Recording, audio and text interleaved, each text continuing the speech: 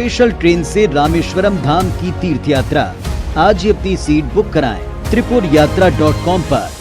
भोपाल के dB mall में सामूहिक नमाज पढ़ने के नाम पर हंगामा हुआ और बजरंग दल के कार्यकर्ता मौके पर पहुंच गए।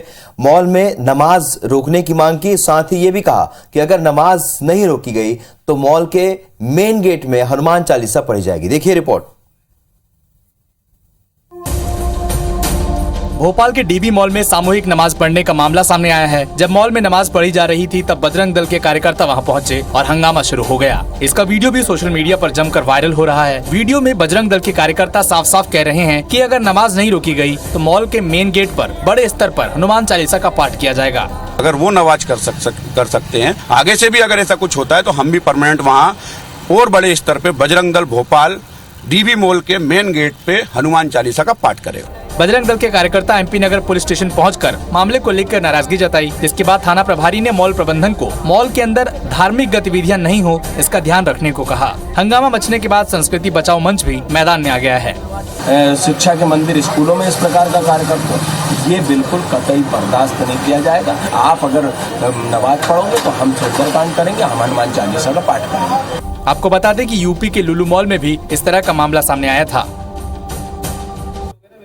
तो आपको बता दें कि उत्तर प्रदेश के लुलु मॉल की तरह ही भोपाल के डीबी मॉल में सामूहिक नमाज अदा करने के मामले ने तूल पकड़ लिया है।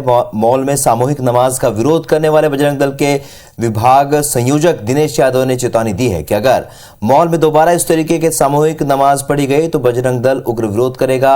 दिनेश यादव ने IBC 24 से बातचीत में बताया कि मॉल के कर्मचारियों के अलावा बाहरी लोग भी आकर नमाज पढ़ रहे थे, जिसका विरोध किया गया है। पूरे मामले पर बात की संवाददाता नवीन सिंह ने।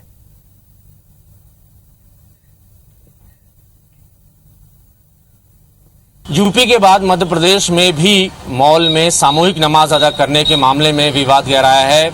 मध्य प्रदेश की राजधानी भोपाल के एक मॉल में सामूहिक नमाज हो रही थी। इस बीच में बजरंग दल के कार्यकर्ताओं ने पहुंचकर वहां विवाद खड़ा किया और इस वक्त मेरे साथ बजरंग दल के भोपाल के नेता दिनेश यादव हैं।